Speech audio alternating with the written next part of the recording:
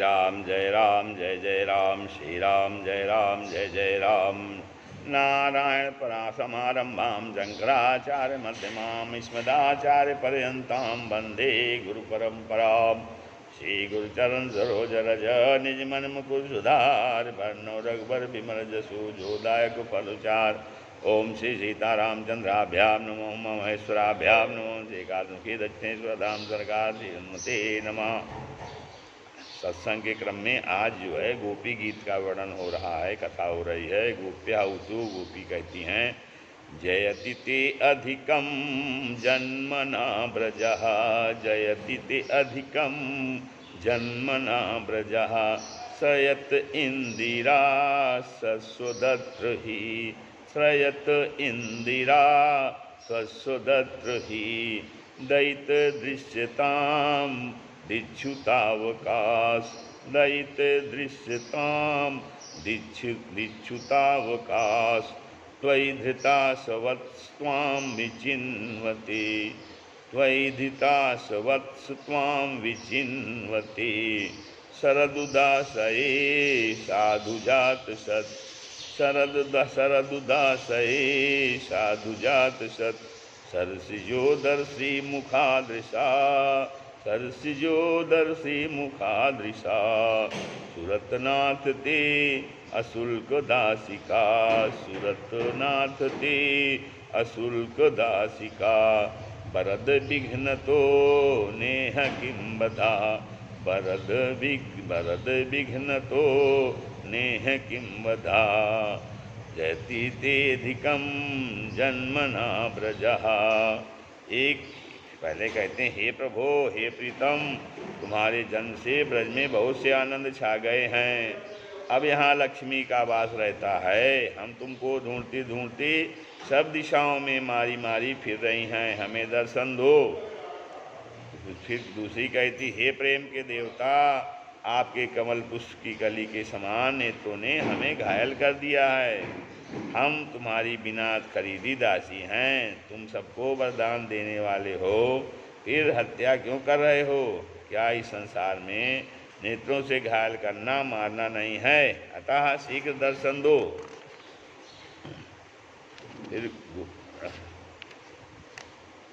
फिर गोपियाँ आपस में विचार करती हैं, क्या कहती हैं? सखी ये दोनों नैन मिले कैसे, सखी ये दोनों नैन मिले कैसे, बहना ये दोनों नैन मिले कैसे, बहना ये दोनों नैन मिले कैसे, सखी ये दोनों नैन मिले कैसे, बहना ये दोनों नैन मिले कैसे, नदिया होई वामे नाव डरावे, नदिया होई वामे नाव डरावे, सखी करम की रेख बचे कैसे, सखी बहन करम की रेख बची कैसे, नदिया होई वामे नाव डरावे, बहना मन बिच नाव डरे कैसे, बहना मन बिच नाव डरे कैसे, सखी ये दोनों नैन मिले कैसे, सखी ये दोनों नैन मिले कैसे, बहना ये दोनों नैन मिले कैसे, नदिया हुई वामे नाव डरावे, नदिया हुई वामे नाव डरावे, बहना मन की बिच नाव डरे कैसे, बहना मन बिच नाव डरे कैसे, सखी दोनों नैन मिले कैसे, चिट्ठिया हुई बाई बाँच सुनावे, चिट्ठिया हुई बाई बाँच सुनावे, सखी करम की रेख बचे कैसे, सखी करम की रेख बचे कैसे, लकड़ी हुई बाए कोटि दिखावे, लकड़ी हुई बावे कोटि बावे काटि दिखावे, लकड़ी हुई बाए काटि दिखावे, बहना बारी उमरिया कटे कैसे, बहना बारी उमरिया कटे कैसे, सखी ये दोनों नैन मिले कैसे, सखी ये दोनों नैन मिले कैसे। औषधि होई बातें चैन परावे, औषधि हुई बातें चैन परावे, हरि बहना मौत से चैन परे कैसे, हरि बहना मौत से चैन परे कैसे, सखी ये दोनों नैन मिले कैसे। दौलती होई बाए बाट दिखावे, दौलती हुई बाए बाट दिखावे, सखी आई विपत्ति बटे कैसे, सखी आई विपत्ति बटे कैसे, सखी ये दोनों नैन मिले कैसे, सखी दोनों नैन मिले कैसे। व्यास कहें तुम्हें कहा सुनावे, व्यास कहें तुम्हें कहा सुनावे, बहना दुनिया से फंदु कटे कैसे, बहना दुनिया से फंदु कटे कैसे, सखी ये दोनों नैन मिले कैसे, बहना ये दोनों नैन मिले कैसे। श्री राम जय राम जय जय राम। आगे श्लोक है। सुरतिवर्धनम शोकनाशनम स्वरित वेणुना सुष्टुचम विचुंबितम, इतर राग विस्पमारणम नृणाम, वितर वीर नमस्ते अधरामृतम। हे वीर, तुम्हारा अधरामृत संभोग सुख को बढ़ाने वाला है, मनुष्य की सारी आसक्तियों को भुला देने वाला है। आप हमें उस रस को क्यों नहीं पिलाते हैं जिसे बैरिन बंसी पीती है। गोपियों द्वारा बिरहा प्रलाप सुनकर भगवान प्रकट हो गए। तब गोपियों ने अपनी ओढ़नी बिछा करके उस पर गोविंद को बिठा करके उनसे पूछने लगीं। गोपियाँ कहती हैं, भज तो अनुभजन्ते को एक एतद्विपर्ययम्, भज तो अनुभजन्ते क एक एतद्विपर्ययम्, नो भयांश्च भजन्ते के तन्नो ब्रूहि साधु भो, नो भयांश्च भजन्ते के तन्नो ब्रूहि साधु भो। हे गोविंद, कुछ लोग ऐसे होते हैं कि प्रेम करने वालों से प्रेम करते हैं, कुछ प्रेम न करने वालों से भी प्रेम करते हैं, और कुछ प्रेम करने वालों से भी प्रेम नहीं करते। फिर प्रेम न करने वालों से तो प्रेम करेंगे ही नहीं क्या। अब आप हमें बताइए कि आपकी इनमें से कौन अच्छा लगता है, आपको इनमें से कौन अच्छा लगता है। भगवान बोले, गोपियों, 4 प्रकार के प्रेमी होते हैं।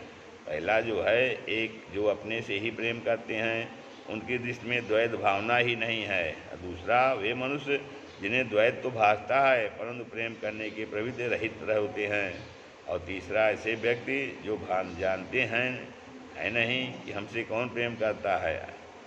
और चौथा, ऐसे हैं व्यक्ति हैं जो जानबूझ करके भी अपना हित करने वाले माता पिता और गुरुवार से भी प्रेम नहीं करते, द्रोह करते हैं। हे गोपियों, तुमने मुझसे निर्मल प्रेम किया है, मैं उसका ऋणी हूँ, तुम सब मेरी प्यारी हो। तत्पश्चात गोविंद ने शरतकालीन चंद्रमा की किरणों से भरी हुई रात्र में शरद पूर्णिमा के दिन क्या किया, तत्रारभत गोविंदो रासक्रीडामनुव्रतैः, स्त्रीरत्नैरन्वितः पीतैरन्योन्याबद्ध बाहुभिः। एक दूसरे का हाथ पकड़े हुए मंडलाकार रूप होकर अपने अधीन हुई गोपियों के साथ रासक्रीड़ा आरंभ कर दी। रसो वैशा रसम ह्यवायम लब्धानंदी भवती। इस सूत्र के अनुसार रस शब्द का अर्थ है ब्रह्म। इससे स्वार्थ में अण प्रत्यय होने से रास शब्द बना, अर्थात ब्रह्म की लीला। ब्रह्म क्या है, सर्वम खलविदम ब्रह्म, यह संपूर्ण दृश्य प्रपंच ब्रह्म रूप है। योगेश्वरेण कृष्णेन तासाम मध्ये द्वयोर्द्वयोः प्रविष्टेन गृहीतानां कंठे ध्वनि कटम स्त्रियः। गोविंद योगेश्वर दो के बीच में एक एक इस प्रकार सभी वे समझ रही हैं कि श्वास हमारी ही कि श्याम हमारे ही पास में नृत्य कर रहे हैं। उन्होंने स्त्रियों के गले में बाहें डाल दी। आकाश में देवता अपने अपने विमानों में स्त्रियों के साथ आ गए। दुंदुभियाँ बजने लगीं। पुष्प वर्षा होने लगी। गंधर्व विष्णु गोविंद का यशोगान करने लगे। रास कहते हैं रसो वैसह रासः, रास रसानाम समूहम रासः। रास मंडल में असंख्य गोपियों के साथ कृष्ण नृत्य कर रहे हैं। गोपियों के नूपुरों की ध्वनि से वातावरण गूंज रहा था। पसीने की बूंदें माथे पर झलकने लगीं। उनके जोड़ों के पुष्प बिखरने लगे थे।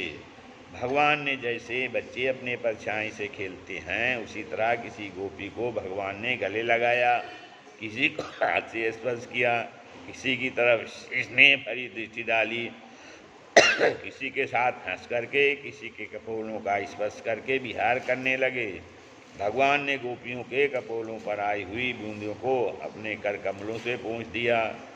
महारास में कामदेव, जो भगवान कृष्ण की परीक्षा लेने ही गोपियों में शामिल हुआ था, महारास में कृष्ण भगवान के साथ नाचते नाचते थक गया, परंतु उसने पूरे महारास में क्षण भर को भी काम भावना से कृष्ण को प्रेरित नहीं किया। कामदेव भगवान के पैरों में गिरकर क्षमा याचना करने लगा। बोला, अतुलित बल अतुलित प्रभुताई, अतुलित बल अतुलित प्रभुताई, मैं मतिमंद जान नहीं पाई, मैं मतिमंद जान नहीं पाई। भगवान की प्रार्थना करके क्षमा याचना करने के पश्चात कामदेव चला गया।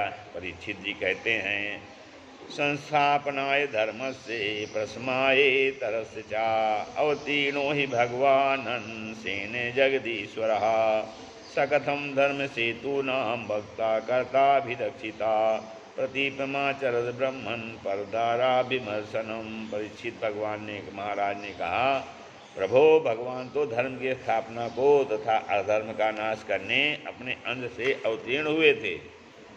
धर्म की मर्यादा का जो कर्ता उपदेष्टा तथा पालक है, धर्म की मर्यादा का जो कर्ता उपदेष्टा तथा पालक है, उन्हीं जगदीश्वर ने पर स्त्री संग, स्पर्श और हास परिहास जैसा गर्हित कर्म क्यों किया था? आप कृपा करके मेरे इस संशय को कि भगवान ने ऐसा कार्य क्यों किए थे, कृपया दूर करिए। किम अभिप्राय एतम न संशयम छिंद सुब्रत। सुखदेव जी कहते हैं, धर्म व्यतकमो दुष्टृष्ट ईश्वराणाम च सासम, तेजीय सामना दोषाए वहने सर्वभुजो यथा। हे राजन, प्रजापति इंद्र, सोम और बृहस्पति आदि समर्थ लोगों का धर्म व्यतिक्रम एवं साहस देखा सुना गया है। सर्वभक्षी अर्थात विष्टा आदि सभी पदार्थों को जलाने वाली अग्नि को कोई दोष नहीं लगता। वैसे श्री कृष्ण भगवान उस समय पौगंडावस्था 6 से 10 वर्ष के बीच उम्र के थे, और तब तक उन्होंने बलवान दैत्यों को खेल ही खेल में मार दिया था, और भगवान के शरीर में काम सुख आदि विकार नहीं होते हैं। समरथ कहूँ नहीं दोष गुसाई, रवि पावक सुर सरी की नाई। समरथ कहूँ नहीं दोष गुसाई, रवि पावक सुर सर की नाई। हे राजन, समस्त जीवों का न तो सत्कर्म से अपना कोई स्वार्थ होता है और न असत्कर्म से कोई अनर्थ होता है। जिन लोगों में ऐसी सामर्थ्य नहीं है, उन्हें इन बातों का भूल कर भी विचार नहीं करना चाहिए। अगर करेंगे तो नाश हो जाएगा। शंकर भगवान ने तो त्रिलोक के हितार्थ विस्पान किया था।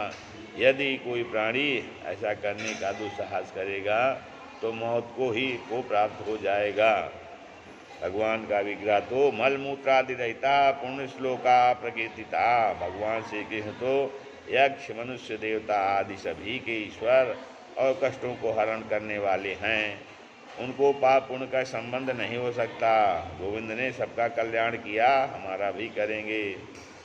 तारा है सारा जमाना, श्याम हमको भी तारो।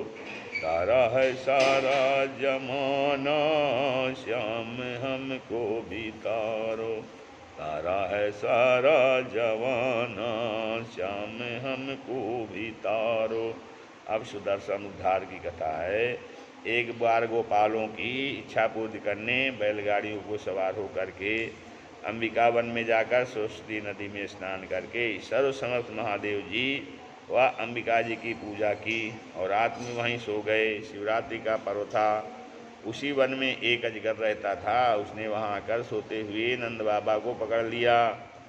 बाबा चिल्ला उठे, सर्पो माम ग्रस्तेता ते प्रपन्नम परिमोचय। हे कृष्ण, यह बड़ा सांप मुझे निगले जा रहा है, मैं तुम्हारी शरण में हूँ, मुझे आकर बचाओ।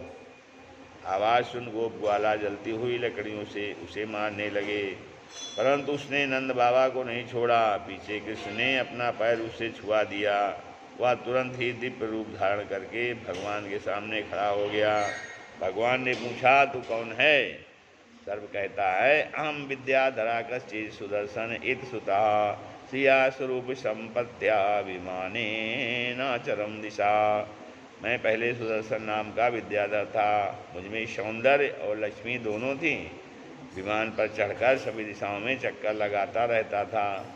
एक बार अंगिरा गोत्र के ऋषियों को देखकर जो कुरूप थे हंस दिया था। उन्होंने मुझे सांप होने का शाप दे दिया था। अब आपका स्पर्श पाकर मैं धन्य हो गया। भगवान की विनती करके अपने लोक को चला गया।